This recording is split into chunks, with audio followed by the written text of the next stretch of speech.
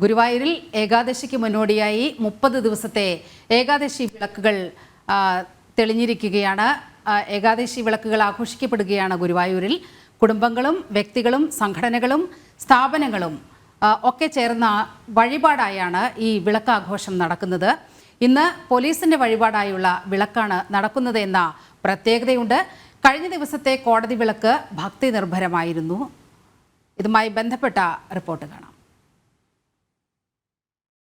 കോടതി വിളക്കിന്റെ ഉദ്ഘാടനം ഹൈക്കോടതി ജഡ്ജിമാരായ ജസ്റ്റിസ് ഈശ്വര Iyer, justice Pradeep Kumar, justice Snehalatha, Devaswom chairman professor BK Vijayan എന്നിവർ തിരികൊളുത്തി നിർവഹിച്ചു.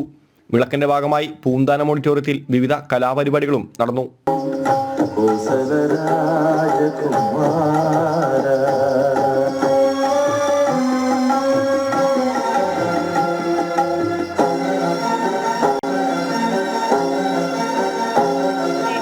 വർഷത്തിൽ കൂടുതൽ കാലമായിട്ടാണ് ഈ കോടതി വിളക്ക് നടന്നു വരുന്നത്.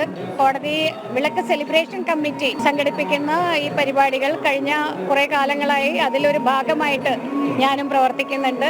രാവിലെ 6 മണി മുതൽ തുടങ്ങിയതാണ് ഇന്നത്തെ കലാപരിപാടികളുടെ ഈ മേൽപ്പത്തൂരിലെ സമർപ്പണം. അതോടൊപ്പം തന്നെ അകത്ത് മേളം, അതുപോലെ പുറത്തും മേളമുണ്ടായിരുന്നു. അങ്ങനെ വിവിധങ്ങളായിട്ടുള്ള കലാ സാംസ്കാരിക സമർപ്പണവും പരമ്പരാഗതമായിട്ട് നമ്മൾ നടത്തി വരുന്ന പരിപാടികളും എല്ലാം ഇന്ന് സമർപ്പിച്ചു വരുന്നു.